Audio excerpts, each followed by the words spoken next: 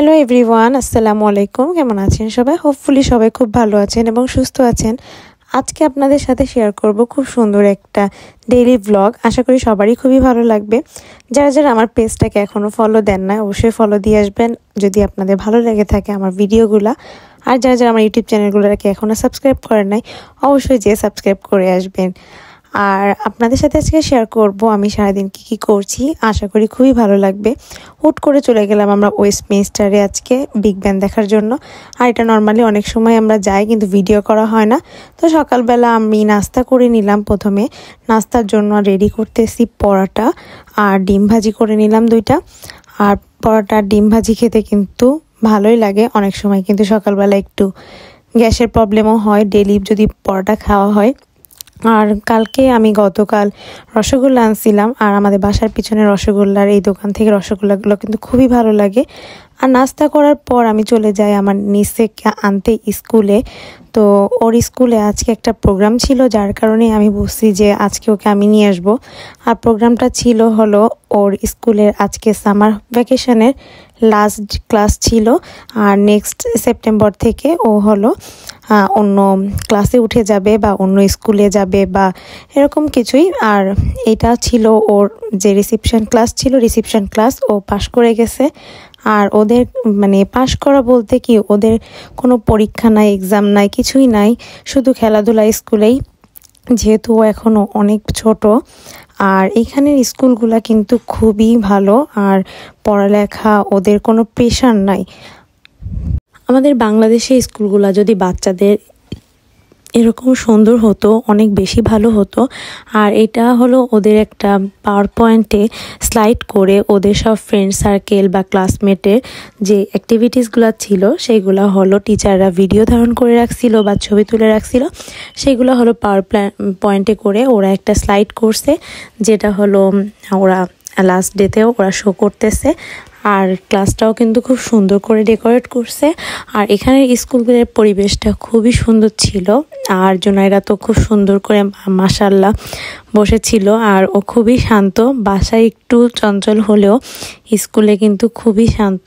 আর ওকে সবাই খুবই ভালোবাসে, আর কারণ ওর ব্রেন আলহামদুলিল্লাহ খুবই শার্প, আর পড়ালেখাও ও খুব ভালো অ্যাক্টিভ সব কাজকর্মে। সো এই তো ওর স্কুলের এই ভিডিওগুলো দেখতে আমার খুবই ভালো লাগতেছিল। আর এই যে রেড কালারের ড্রেসটা পরার জন্যরা। আর ওদের স্কুলের একটা বিষয় ছিল ওদের যে খাওয়া দাওয়া অ্যাক্টিভিটিস, ওদেরকে এখন কুকিংও শিখায়, ছোটদের ইনগ্রিডিয়েন্টস দিয়ে ওদের থালাবাটি, আমরা যেরকম ছোটোবেলায় থালাবাটি খেলতাম সেরকম ওদেরকে ছোট ছোট করে ওদেরকে বার্গার বানানো শেখায়, ওদেরকে কুকিজ বানানো শেখায়। এগুলো আবার ওদেরকে খেতে দেয়, টিচাররা ওদেরকে হেল্প করে। এই বিষয়গুলো কিন্তু আমার কাছে খুবই ভালো লাগছে। যদি আমাদের বাংলাদেশের কিন্ডারগার্টেনগুলোতে এই অ্যাক্টিভিটিসগুলো যদি একটু ফলো করতো, তাহলে কিন্তু স্কুলে যাওয়ার জন্য বাচ্চারা আরও বেশি আগ্রহী হতো। আর এখানে কিন্তু বেঞ্চ ছিল না, ওরা কিন্তু ফ্লোরিং করে ম্যাটের উপরে এভাবে করে স্কুলে বসায়। আর হ্যাঁ, বড় ক্লাসে অবশ্যই বেঞ্চ বা চেয়ার থাকে। আর এই যে আমাদের জুনাইরা মিচমিচ করে হাসতেছে। আর এখানে কিন্তু এইভাবে করে বসায় সিট প্ল্যান করে দিছিল। আর ওদের 2টা মিস ছিল, মিস এমনি তো জুনাইরাকে খুবই বেশি পছন্দ করে। আর এই যে সব গার্ডিয়ানসরা হলো পাশে দাঁড়িয়েছিল, কারণ সবাই দেখতেছিল যে বাচ্চাদের অ্যাক্টিভিটিসগুলা। আর ওদের যত অ্যাক্টিভিটিস হয় সেগুলা কিন্তু মাদের ফোনে বা প্যারেন্টসদের যে কোনো মেইল নাম্বারে ওরা সব ছবিগুলা, যদি কোনো প্রোগ্রাম হয় এগুলা হলো মেইল করে পাঠায় দেয়। তো আলহামদুলিল্লাহ আজকে খুবই ভালো লাগলো যে ওর লাস্ট একটা ক্লাস পার্টিতে আমি জয়েন করতে পারলাম। আর আজকে ক্লাস পার্টিতে হলো সব বাবা মাই হলো সব টিচারদের জন্য ওদেরকে গিফট পাঠিয়ে দিয়েছিল, কেউ চকলেট, দেন ফ্লাওয়ার্স বা আদার্স যে যা মন চায় সেইগুলাই দিয়ে দিয়েছিল। আর ক্লাসমেট টিচার এখন সবাইকে নাম ধরে ধরে ডেকে সবার প্যারেন্টসের কাছে হস্তান্তর করে দেবে। এরপর বাসায় চলে আসলাম। বাসায় এসে চিন্তা করলাম কি করব। রান্নাবান্না বেশ কিছু করা ছিল, যার কারণে ভাবলাম কি একটু ডেজার্ট তৈরি করি। ডেজার্ট হিসেবে আজকে আমি 8টা ডিমের পুডিং তৈরি করব। আশা করি পুডিংটা ভালো হবে, সেরকম চিন্তা করেই পুডিংটা তৈরি করতে গেছিলাম। আমার একটু ডিমের খোসাও পড়ে গেল পুডিংয়ের ডিমের ভিতরে ভাঙতে যেয়ে। তো 8টা ডিম দিলাম। আর পুডিং বানানোর ক্ষেত্রে আমি একটু প্রেফার করি বড় সাইজের যে ডিমগুলো থাকে, কারণ অনেক সময় হয় কি মিল্কের পরিমাণ আর ডিমের পরিমাণ তো মাপ ঠিকঠাক মতন দিলেও বড় সাইজের ডিম না দিলে আমার কাছে মনে হয় পুডিংটা মনে হয় জমবে না বা এরকম কিছু মনে হতে পারে। তো ক্যারামেল তৈরি করে নিলাম। আমি 2টা বাটিতে ক্যারামেল তৈরি করলাম। একটা ক্যারামেল খুব সুন্দর হয়েছে এই পাশেরটা, আর ওই পাশেরটা একটু পুড়ে পুড়ে গেছে। আর এখন আমি 8টা ডিমই একসাথে ব্লেন্ড করে নিব, কারণ 8টা ডিমকে যদি আমি একসাথে মিক্স করি তাহলে কিন্তু কোনো সমস্যা নাই। আমি জাস্ট 2টা বাটিতে ডিভাইড করে দিব, এই বাটিতে হাফ ওই বাটিতে হাফ, আলাদা করে করার কিছু নাই যে 4টা করে করব বা কিছু এরকম। তো এই পর্যায়ে কিন্তু আপনারা এই কাজটা কিন্তু সবাই পারফেক্ট পুডিং করার জন্য হাত দিয়েও অনেক সময় করে থাকে, কিন্তু আমার এত এনার্জি লাগতেছিল না যে আমি হাত দিয়ে, যে হ্যান্ড মিক্সার দিয়ে করব। এর জন্য আমি শর্টকাট উপায় হাতের কাছে বিটার মেশিন ছিল, আমি বিটার মেশিন দিয়েই বিট করে নিচ্ছিলাম। আর আমি যখন ডিমের যে অংশটা এটাকে ছেঁকে দিব তখন আর কোনো প্রবলেমই হবে না, আলহামদুলিল্লাহ পারফেক্টই হবে আশা করতেছি। আর এই পর্যায়ে আমি চিনি দিয়ে দিচ্ছি, দেখতে পাচ্ছেন। আর চিনি দিয়ে একটু বিট করব যতক্ষণ না পর্যন্ত চিনি গলে। আর এটা কিন্তু কেকের বিট করার মতন যে ফোমি ভাব এরকম আনতে হবে টেক্সচারটা, এমন কোনো বিষয় না, জাস্ট একটু মিক্স করলেই হয়। আর এখানে আমি মিল্ক নিয়ে নিচ্ছি 250তে আমি 2টা ডিম ইউজ করি। আর 500 ml আমি 4টা ডিম ইউজ করি। সো আমি এখানে 1 কিলো দুধ দিয়ে নিব, 1 কিলো দুধ দিয়ে 8টা ডিম। আর এই তো পুডিং তৈরিতে কিন্তু খুব বেশি মিক্সার করতে হয় না, করা দরকারও লাগে না। মিক্সারটা একটু ভালো মতন হলে, এই পর্বটা কিন্তু আমরা সবাই হ্যান্ডে করে থাকি, হ্যান্ড মিক্সার দিয়ে। আমার যেহেতু এটাতে ভালো মনে হয় আমি এর জন্য এটা দিয়েই করি। যাই হোক, আমি এখানে একটু মিল্ক পাউডার দিব, কারণ যেহেতু আমি মিল্কটা দিয়েছিলাম হোল মিল্ক, তারপরে আমার কাছে মনে হয় যে মিল্ক পাউডারটা যদি আমি ইউজ করি পুডিংয়ে, স্বাদটা একটু ভালো হবে বা ক্রিমিটা হবে, বা মিল্কের যে ঘনত্বটা এটা মনে হয় একটু ঘন হয়, যার কারণে আমি মিল্ক পাউডারটা ইউজ করি। আপনারা যদি না চান আপনারা কিন্তু স্কিপ করতে পারেন। আর মিল্ক পাউডারটা দিলে স্মেলটাও সুন্দর আসে। আর পুডিংয়ে কিন্তু আমি ভ্যানিলা এসেন্সটা বেশি প্রেফার করি। আপনারা চাইলে অরেঞ্জ বা ম্যাঙ্গো এগুলাও ইউজ করতে পারেন, কিন্তু আমার কাছে পুডিংয়ে ভ্যানিলা এসেন্সটাই বেশি ভালো লাগে। তো আমি মিল্ক পাউডারটা দিয়ে দেওয়ার পর একটু হালকা বিট করে নিব বা মিক্স করে নিব, যে মিল্কটা যেন কোথাও দলা দলা পেকে না থাকে, কারণ এটা তো ঠান্ডা মিল্কের ভিতরেই দিচ্ছি, সেহেতু আমার কোনো দলা পাকার কোনো প্রবলেম এখানে মনে করছি না যে হবে। সো এইভাবে করে আমি একটু মিল্ক পাউডার দেওয়ার পরে একটু মিক্স করে নিচ্ছি। কাজটা কিন্তু মনে হচ্ছে অনেক কষ্ট বা অনেক টাইম লাগবে বা কোনো কিছু, কিন্তু আসলে খুবই ইজি ছিল পুডিংটা তৈরি করার ক্ষেত্রে। আর আমি এর ভিতরে একটু ভ্যানিলা এসেন্সও দিয়ে দিয়েছিলাম, আসলে ক্লিপস নেওয়া হয় নাই। আর এখন আমি করব 2টা বাটিতে সমান করে হাফ করে করে দিয়ে নিব। আর একটা চাকনির সাহায্যে এরকম করলে যে বাকি অংশটা বা এই ডিমের যে একটা নালা অংশটা থাকে, বা এই যে দেখতে পাচ্ছেন একটু বুদবুদে অংশটা, এই ইয়াটা থাকে না, একেবারে পারফেক্ট একদম মিহি মিল্কটা টেক্সচারটা বাটিতে পড়ে যায়। আর আমি এইভাবে করে হাফ করে নিচ্ছি। আর ওদিকে কিন্তু আমি ওভেনটাকে প্রিহিট করে দিছিলাম। আর আজকে কিন্তু আমি পুডিংটা তৈরি করব ওভেনে। আর আপনারা কিন্তু চাইলে পানিতে, যে ফুটন্ত পানিতে ঢেকে তারপরে চাপা দিয়ে যেটা করে স্টিম করে, এইভাবেও করতে পারেন। আর ওভেনটাকে প্রিহিট করে নিলে কিন্তু পুডিংটা বেশি ভালো হয়। আর এই তো আমার পুডিংটা আমি এখন দিয়ে দিচ্ছি ওভেনে দিয়ে দিব আমি 40 মিনিটসের মতন। আর এখানের ওভেনটা একটু ডিফারেন্স লাগে আমার কাছে, যখন বাংলাদেশে করতাম তখন কিন্তু ওভেনের ইয়াটা অন্যরকম ছিল। আমি 200-তে দিয়ে প্রিহিট দিছিলাম, আর 180-তে দিয়ে আমি আসলে পুডিংটা মেক করব।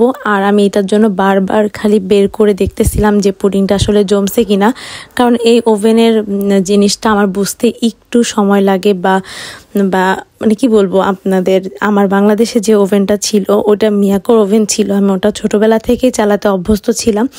আর ওটা চালাতে আমি বেশি পছন্দ করি, কিন্তু এইখানেরটা একটু আমার কাছে ঝামেলা মনে হয়। অনেক সময় কি জানেন, কেকটা ফুলেও কিন্তু কেকটা আবার চুপসে যায়, বা কেকের ভিতরে একটু কাঁচা থাকলো, অনেক শ্রম দিতে হয়। তো এই যে আমার পারফেক্ট পুডিং কিন্তু তৈরি করা হয়ে গেছে, দেখতেই পারতেছেন কালারটা কেমন সুন্দর হয়েছে। তো আমি এখন একটা পুডিংই সার্ভ করতেছি, আর একটা পুডিং একসাথে সার্ভ করব না, কারণ বাসায় এখন একভাবে রেখে খাওয়ার মানে স্পেসটা কম থাকে তো ফ্রিজে, যার কারণে আমি এখন একটাই সার্ভ করলাম আর একটাই খুলে দেখাই আপনাদেরকে কেমন হয়েছে। দেখতেই পাচ্ছেন আমার পুডিংয়ে কিন্তু আল্লাহর রহমতে কোনো খুঁত হয় নাই, এ যাত্রার মতন মান সম্মান বেঁচে গেল। পুডিং টুডিং খেয়ে আমি বিকালবেলা বের হলাম, আমার হাজব্যান্ডের আজকে হলিডে ছিল, আমারও হলিডে, যার কারণে বের হয়েছি। একটু বাসার পাশে গেছিলাম ঘোরার জন্য, পরে চিন্তা করলাম যে কোথায় যাব।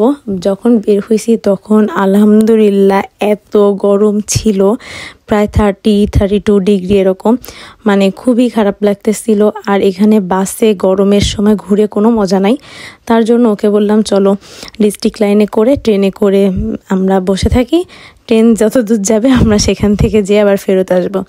পরে ও প্রথমে রাজিই হয় নাই যে ট্রেনে করে না যাব না, এখন এত দূর যাব না বা কোনো কিছু, কিন্তু যখন ও ট্রেনে উঠছে বললো কি যে না, খুব ভালো একটা প্ল্যান করছি।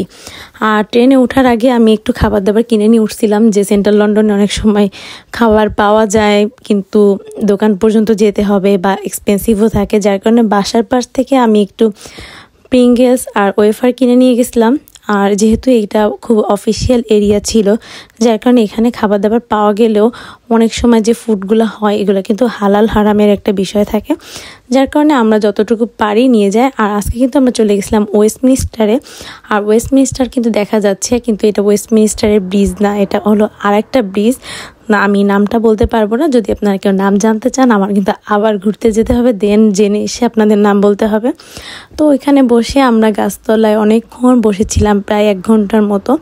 তারপর একটু বিকাল বেশি হয়ে যাচ্ছিল, মানে সন্ধ্যার কাছাকাছি, তখন একটু উঠে ব্রিজে একটু হাঁটাচলা করলাম। আর এই জায়গা কিন্তু আমি এত ক্লিপস নিই নাই, কারণ এখানে কিন্তু আমরা প্রচুর হাঁটছি, হেঁটে আমরা অনেক টায়ার্ড, যার কারণে। আর আমার এই ব্রিজগুলা পানির কাছে খুবই ভালো লাগে, যেহেতু খুলনার মেয়ে রূপসা ব্রিজে ঘুরতে ঘুরতেই বড় হয়েছি, সেহেতু আমার লন্ডনে এসেও মানে আমি এগুলা ভুলতে পারি না।